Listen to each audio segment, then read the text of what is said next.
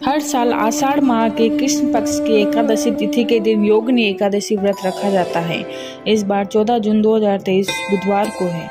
इस दिन जगत के पालनहार भगवान श्री कृष्ण की पूजा की जाती है।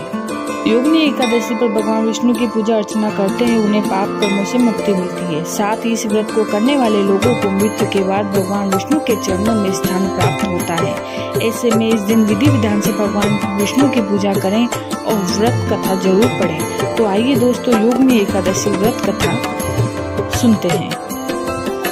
पौराणिक कथा के अनुसार स्वर्ग धाम की अलकापुरी नामक नगरी में कुबेर नाम का राजा रहता था।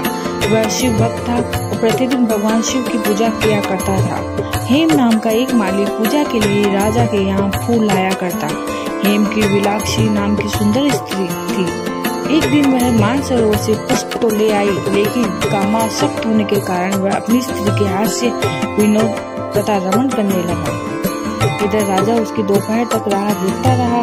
अंत में राजा कुबेर ने सेवकों को आज्ञा दी कि तुम लोग जाकर माली के न आने का कारण पता करो, क्योंकि वह अभी तक पुष्प लेकर नहीं आया। सेवकों ने कहा कि महाराज, वह पापी अति कामी है, अपनी स्त्री के साथ हास्य विनोद कर रहा होगा। यह सुनकर कुबेर क्रोधित हो गए और उसे बुलाया।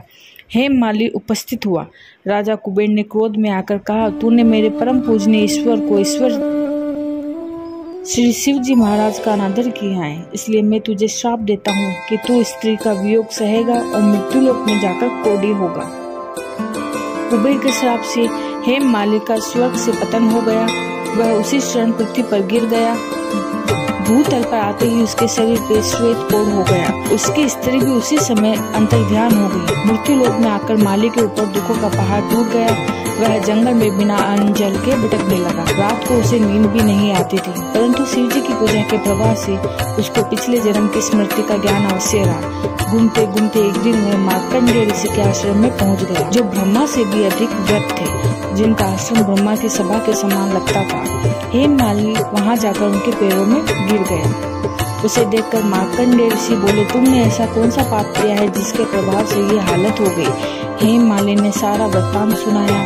यह सुनकर ऋषि बोले, निश्चित ही तूने मेरे सम्मुख सत्य वचन कहे हैं, इसलिए तेरे उद्धार के लिए मैं एक व्रत बताता हूँ।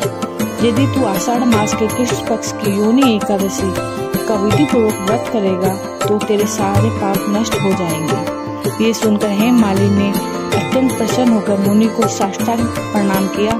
मुनि ने उसे स्नेह के साथ उठाया। हेम माली ने मुनि के कथा अनुसार विधि पूर्वक योगिनी एकादशी का व्रत किया। इस व्रत के प्रभाव से अपने पुराने स्वरूप में आकर वह अपनी स्त्री के साथ सुखपूर्वक रहने लगा।